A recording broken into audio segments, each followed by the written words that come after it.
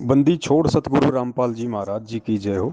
परम पिता परमेश्वर जी की आप सभी प्यारी आत्माओं को, जो दास के साथ में तीन चार जो ग्रुप बने हुए हैं, साध संगति 1 2 3 और ज्ञानाधारी आत्माएं, इन ग्रुप में आप जितनी भी आत्माएं जुड़ी हैं, आप सभी को दास की तरफ से हाथ जोड़ के सत्संग।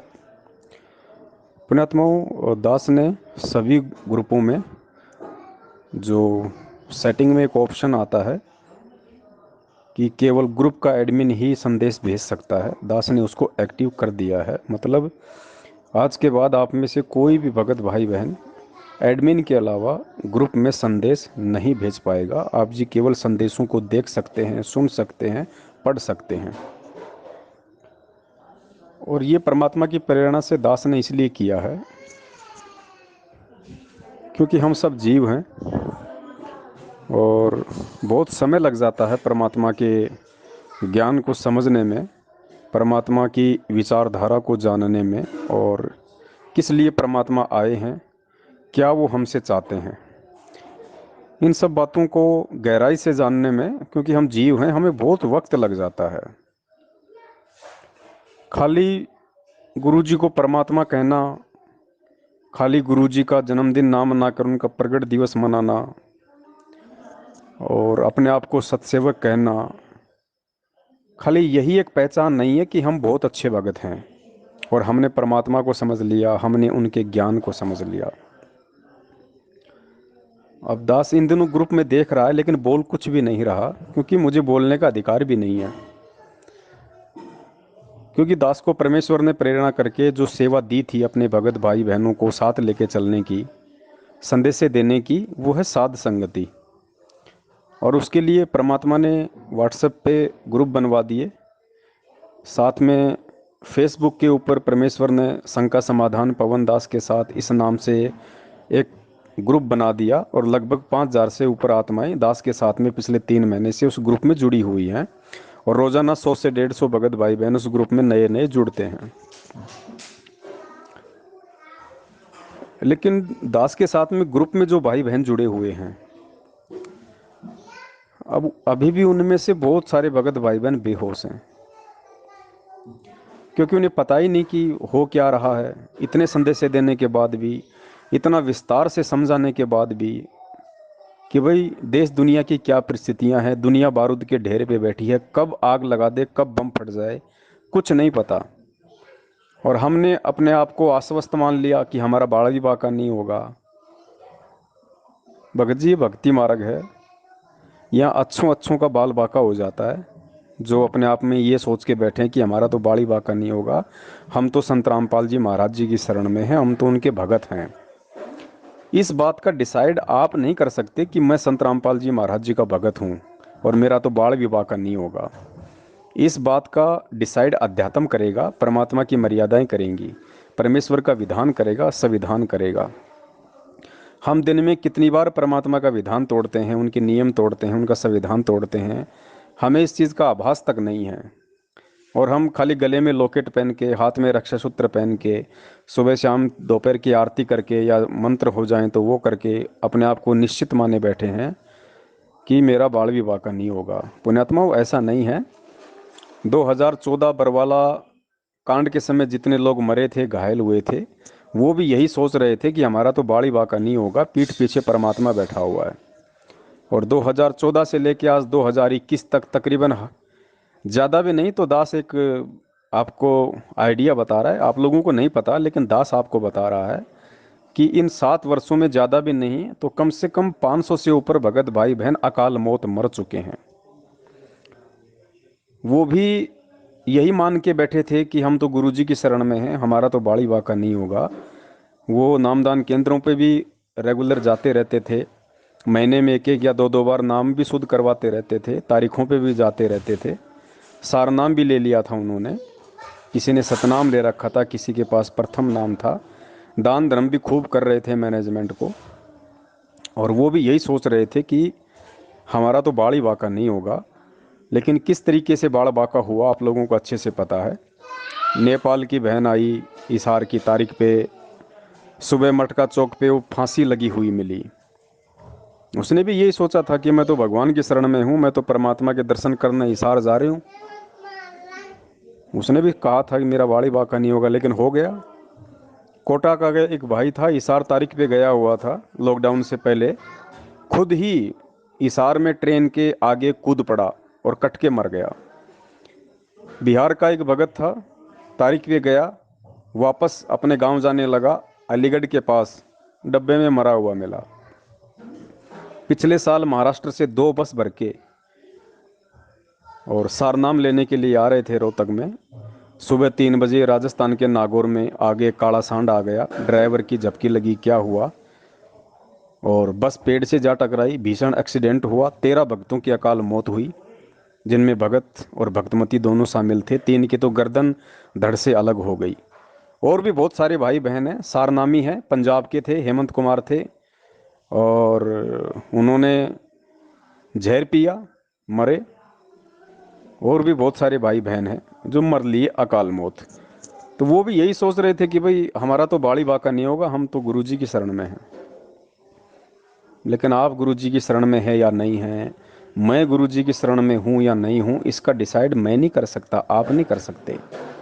इसका डिसाइड परमात्मा का संविधान करेगा कि कौन भगत परमेश्वर के विधान अनुसार चल रहा है और कौन खाली विधान का ढोल बजा के और अपनी मनमानियों के हिसाब से चल रहा है।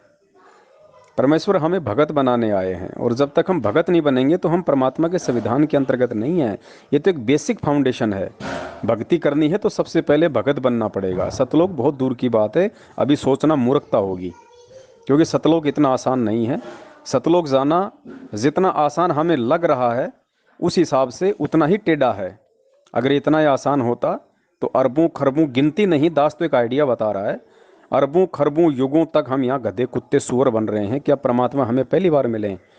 हमेशा परमात्मा मिलते हैं। खुद मालिक की वाणी है कि साधु सेती मस्करी, चोरा नाल खुशहाल, मल अखाड़ा जीतेंगे युगन युगन के माल। यहाँ युगन युगन शब्द परमेश्वर ने प्रयोग किया है। तो हम युगों युगों से इस कलयुग में भी परमात्मा की शरण में आ रहे हैं। हम अपने आप में ज्ञानी भी बनते हैं, बहुत बड़े चतुर भी बनते हैं, और हम सोचते हैं कि अब की बार तो बेड़ा पार हो ही जाएगा, लेकिन रह जाते हैं, क्योंकि हम भगत नहीं बनते, हम चतुर पहले बनते हैं। और भगत के 5 लक्षण बताए सिर्फ परमात्मा ने: शील, संतोष, विवेक, दया, अक्षमा। और इन 5 में से मैं भी आ गया, आप भी आ गए। मुझे नहीं लगता कि हमारे अंदर वो गुण होंगे। चलो 70% की तो हम बात नहीं करते, वो तो खुद कॉल एजेंट सतलोक आश्रम मैनेजमेंट हरियाणा के पीछे लग के बुरी तरह से बेहोश हैं। आज भी उन्हें होश नहीं आ रहा, और होश उन्हें आएगा भी नहीं जब तक उनकी कमर नहीं टूट लेगी। हम उनकी बात नहीं करते, क्योंकि 2014 से 2020 तक पूरी संगत की परीक्षा थी। वो 70% लोग फेल हो चुके हैं, जिनको पिछले 6 साल से समझाते समझाते हमारे कान बहरे हो गए, हमारी आंखों से धुंधलापन छा गया, हमारी उंगलियां घिस चुकी हैं इस मोबाइल पे चलाते चलाते, वीडियो बनाते बनाते। 6 साल बहुत होते हैं किसी भी आदमी को समझाने के लिए। 6 साल से अगर किसी गधे को भी पर्टिकुलर आप अगर कोई एक सब्जेक्ट पढ़ाओ, कोई एक बात उसको पढ़ाओ, तो वो भी पढ़ जाएगा, वो भी एक्यूरेट 6 साल में उसको जो ज्ञान दिया गया है, जो समझाया गया है, उसी अनुसार अपना काम करेगा। लेकिन परमेश्वर से तत्व ज्ञान लेकर भी 6 साल से भगत लोग नहीं समझ पाए, सही गलत का निर्णय नहीं कर पाए। वो 70% लोग उस गधे से भी गए गुजरे हैं, जो आज भी सतलोक आश्रम मैनेजमेंट हरियाणा के पीछे चल रहे हैं, नामदान केंद्रों पे जाते हैं, उनको दान धर्म ज्योति पाठ का पैसा देते हैं, लॉकडाउन खत्म होते फिर से तारीखों पे जाने की सोच बैठे हैं। उनकी तो हम बात ही नहीं करते। अब 2021 से 2024 का जो पीरियड है, ये पीरियड उन 30% भक्तों की परीक्षा का है, जो अपने आप को सतसेवक कहते हैं, जिन्होंने ज्ञान आधार से काफ़ी कुछ हद तक अपने आप को सतलोक आश्रम मैनेजमेंट हरियाणा और उनके पीछे लगे हुए लोगों में थोड़ा बहुत डिफरेंस दिखाया है कि भाई हम थोड़ा बहुत गुरुजी के ज्ञान आधार से चल रहे हैं, और हम परमेश्वर को परमेश्वर मानते हैं। हम उनका जन्मदिन नहीं मनाएंगे, क्योंकि मालिक की वाणी के अनुसार सतगुरु का जन्मदिन नहीं मनाया जाता। सतगुरु खुद परमात्मा होता है कि ना सतगुरु जननी जने जाके माँ ना बाप, पिंड ब्रह्मंड से रहित है ना वहाँ तीनों ताप। या तो हम गुरु जी को सतगुरु कहना छोड़ दें, और अगर सतगुरु नहीं कहना छोड़ सकते तो फिर हम उनका जन्मदिन नहीं मना सकते। परमात्मा प्रकट ही होते हैं, लीला वो कुछ भी कर सकते हैं, ये जीव स्तर के बाहर की बात है। तो काफ़ी कुछ 30% भक्तों ने मैनेजमेंट और उनके पीछे लगे हुए लोगों से डिफरेंशिएट किया, अपने आप को भिन्न दिखलाया, उनको हम सत्सेवक कहते हैं। लेकिन अब जो 30% सत्सेवक हैं, उनमें से भी कितने हैं जो 2024 तक सुरक्षित रह पाएंगे भक्ति मार्ग पे, अपना बचाव कर पाएंगे? क्योंकि खाली परमात्मा परमात्मा कहने से ही बात नहीं बनती है। हम दास तो हम सब अपने नाम के आगे लगाते हैं, भगत तो हम सब एक दूसरे को कहते हैं, लेकिन कभी सोचिए, क्या हम भगत हैं? क्या वो दास वाले लक्षण हमारे अंदर हैं? आज इन ग्रुपों में कोई भी अगर कोई किसी को कोई बात कह देता है या कोई कुछ लिख के भेज देता है, तो पहली बात तो अगर कोई भाई कुछ लिख के भेज रहा है तो उसके निजी विचार हैं। उसने जितना परमेश्वर के ज्ञान को समझा है उस आधार से उसने अपने विचार पोस्टर, ऑडियो या वीडियो के माध्यम से उसने ग्रुप में डाल के अपने विचार व्यक्त कर दिए। अब बाकी लोग उसकी पूंछ पकड़ लेते हैं, उसका बतंगड़ बना लेते हैं। जबकि होना ये चाहिए कि भाई आप किसी भी चीज़ को देख रहे हो और किसी भी व्यक्ति ने अपने बुद्धि स्तर से अगर कोई चीज़ ग्रुप में डाल दी है, तो आप लोगों का फर्ज है उनको प्रेम से समझाने का। वो माने तो ठीक, ना माने तो ठीक, दोबारा आप बोलने के अधिकारी नहीं है। लेकिन किसी ने कुछ डाल दिया और आपने जल्दबाजी में उस पर कमेंट्स कर दिया, फिर सामने वाला भी हार नहीं मानता, क्योंकि भाई ये अहंकार है, ये अभिमान है, लगता है हमारी बेइज्जती हो गई। क्योंकि हम सब जीव हैं। ये दास किसी व्यक्ति विशेष को टारगेट करके नहीं बोल रहा है, क्योंकि मुझे पता है कि अभी इतनी सहनशीलता ना मेरे अंदर है ना आप लोगों के अंदर है। फिर उसको भी सहन नहीं होता, वो भी दो बातें बढ़ा चढ़ा के फिर बोलता है। फिर उसको सहन नहीं होता, फिर वो भी दो बातें बढ़ा चढ़ा के बोलेगा कि मैं इसके ऊपर हावी रहूं, मैं नीचे ना गिर जाऊं। तो भगत जी, ये तो एक दूसरे का समय बर्बाद करना, सांसें बर्बाद करना, और एंड में मतलब कोई निकलना नहीं उन सब बातों का। तो बताइए हमारे अंदर वो संतोष कहाँ है, धैर्य कहाँ है? पहली बात तो आप कोई कुछ भी भेजे भाई, चाहे कोई ग्रुप में नंगा वीडियो भेज दे, नंगी फोटो भेज दे, आप क्यों टेंशन ले रहे हो? आप क्यों चिंतित हो रहे हो? आप अपने आप को संभाल के रखो भाई। उसने भेज दिया, उसको जितना ज्ञान था, परमेश्वर कहते हैं जिसकी जितनी बुद्धि उतना दे बताए, उसका बुरा मत मानियो, वो अधिक कहाँ से लाए। जितना उसके पास में था, उसके भेजे में था, उसने अपने विचार व्यक्त कर दिए। अब अगर आप उसके विचारों से असहमत हैं, सहमत नहीं हैं, तो आपका फर्ज ये बनता है कि आप उसको प्रेम से समझाएं। आप उसके ऊपर गुस्सा करने के अधिकारी नहीं हैं, क्योंकि आप उसके बाप नहीं भाई। आप उनको प्रेम से समझा सकते हैं कि भगत जी आपने जो किया ये परमेश्वर के ज्ञान आधार से ठीक नहीं है, बाकी आपकी मर्जी, बस इतना कह के आप छोड़ दीजिए। उसके बाद ही वो क्या जवाब देता है, क्या जवाब नहीं देता है, उसके बाद भी अगर आप रिएक्ट करते हो, तो ये कहीं ना कहीं सामने वाले का अहंकार है। और हमें बुरा मानना नहीं चाहिए भाई। ये ग्रुप में ठीक है, कोई जो मर्जी डाले, हमें क्या लेना देना उससे। अगर आप ग्रुप एडमिन है तो आपको अच्छा नहीं लगता तो आप उसको रिमूव कर दीजिए। आप ग्रुप एडमिन नहीं हैं और आपको उसकी बातें अच्छी नहीं लगती, आप उसकी बातों से सहमत नहीं हैं, तो आप उसको संदेशा दे सकते हैं। संदेशा, ओनली संदेशा।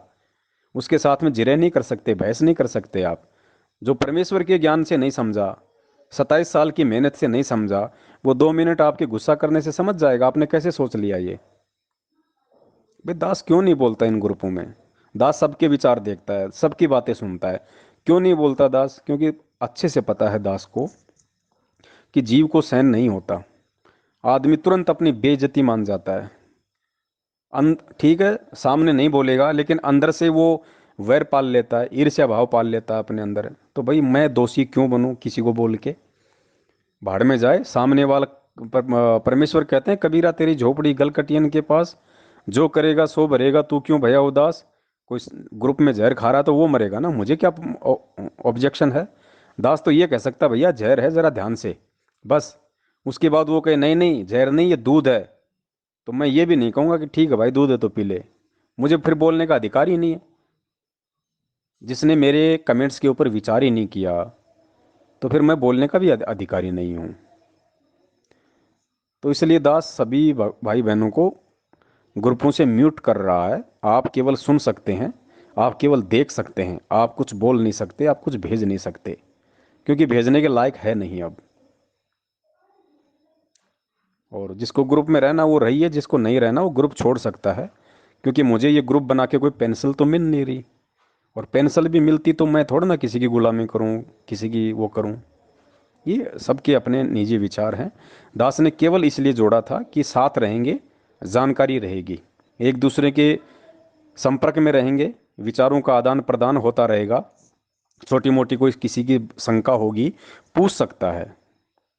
लेकिन शायद वो अधिकार आप लोग नहीं रखना चाहते अपने पास में, और आप लोगों को लगता है कि हम तो खुद ही इतने बड़े ज्ञानी हो गए हैं, हमें किसी की अब ज़रूरत ही नहीं है। हमें ना साध संगति की ज़रूरत है, ना हमें किसी और चीज़ की ज़रूरत है, हमें खुद बहुत ज़्यादा ज्ञान, हम खुद इंटेलिजेंट हो गए। तो बहुत अच्छी बात है, आप इंटेलिजेंट हो गए, ये आपका सौभाग्य है। और हमें खुशी है कि साध संगति कर करके हमारे भगत भाई बहन इतने इंटेलिजेंट हो गए कि अब उन्होंने दूसरों के परामर्श की आवश्यकता ही नहीं है। बहुत अच्छी बात है। तो ग्रुप से दास सभी को म्यूट कर रहा है, जिसने रहना रहिए, जिसने ना रहना वो ग्रुप छोड़ सकता है। और फेसबुक के ऊपर जो ग्रुप बना हुआ है शंका समाधान पवन दास के साथ में, वहाँ काफ़ी भगत भाई बहन जुड़ रहे हैं। और दास को ना कोई देखो, अगर आप लोग अपने आप को बचा लोगे, अपनी भक्ति को बचा लोगे, तो मुझे कुछ नहीं देने वाले, ना मुझे कुछ मिलने वाला, और ना मेरा इसमें कोई स्वार्थ है। और अगर आप लोग फेल हो जाओगे, आप लोगों के पास कुछ नहीं रहेगा, तो इसमें भी मेरा कोई नुकसान नहीं है, और ना मुझे इसमें कोई दुख होगा। दास तो केवल जो प्रेरणा जो परमात्मा ने दास को की, उस आधार से केवल आप जी सभी भाई बहनों को साथ लेके चलने की कोशिश में था। और दास तो अपनी कोशिश करता रहेगा भाई, चाहे कोई समझे या ना समझे, ये मेरा विषय नहीं है। और ना ही ये कोई एग्रीमेंट है मेरा परमात्मा के साथ या किसी और के साथ में। समझे या ना समझे, ये तो सामने वाले के संस्कार के ऊपर निर्भर करता है। दास की सेवा, दास की ड्यूटी सबसे पहले अपनी भक्ति है, उसके बाद में कुछ समय बचा तो भगत भाई बहनों के साथ में संगति है, वो मेरी चलती रहेगी। फेसबुक पे लाइव हर संडे को परमेश्वर की दया से चलता रहेगा, और नए नए टॉपिक परमात्मा ऐड करवाएंगे। 3-3 घंटे की वीडियो से अब दास केवल 20 या 25 मिनट तक की वीडियो पे आएगा रोजाना, संडे को, इससे ज़्यादा नहीं। और जो भाई जुड़ना चाहे अच्छी बात है, जो ना जुड़े अच्छी बात है, जो समझना चाहे अच्छी बात है, ना समझना चाहे अच्छी बात है। दास केवल परमेश्वर के निमित्त होके अपनी ड्यूटी करता रहेगा। और कोई गलत कर रहा है तो दास बिल्कुल भी नहीं टोकेगा, क्योंकि अब टोका टाके का समय नहीं है। जिसने समझना है वो वीडियो देखिए, हज़ारों की संख्या में परमेश्वर ने वीडियो बनवा दिए हैं। अब किसी को ना ही पर्सनली समझाया जाएगा। जिसने समझना है सारी वीडियो देखो भैया, सारी वीडियो देखो, खुद भी मेहनत करो, थोड़ा आगे बढ़ो, बैठे बैठे खाने की आदत छोड़ो, खुद मेहनत करो थोड़ा। और बस दास का तो यही विनती थी, यही निवेदन था। बाकी आप सबकी अपनी मर्जी है, क्योंकि दास खुद महसूस कर रहा है कि काल भगवान का कितना प्रेशर इस समय दास के ऊपर है, कितना प्रेशर दास के ऊपर इस समय है। तो सोचो, ये 2021 है, अभी 3 साल बाकी हैं परमेश्वर के लगभग आने में। दास कह सकता है ज्ञान आधार से, कोई निश्चित नहीं कह रहा दास, कोई फाइनल नहीं है, कोई भविष्यवाणी नहीं कर रहा। लेकिन भविष्य वक्ताओं ने जो भविष्यवाणियां की हुई हैं, और जिस हिसाब से वर्तमान की परिस्थितियां हैं और आने वाले 2-3 साल में बिगड़ने वाली हैं, उस हिसाब से दास एक आइडिया लगा रहा है भगत होने के नाते कि 2024 तक परमेश्वर दया कर सकते हैं, क्योंकि 2024 तक बहुत कुछ स्थितियां हो सकती हैं बिगड़ जाएं दुनिया की। तो परमेश्वर बिगड़ी हुई परिस्थितियों को या तो बिगड़ने से पहले ही संवारने आते हैं, या बिगड़ने के बाद में उनको बनाने आते हैं। बाकी बिगाड़ तो होना ही होना है भाई, दुनिया का तो सत्यानाश होना ही होना है। अगर सत्यानाश ही होना है तो फिर परमेश्वर के आने का फायदा क्या।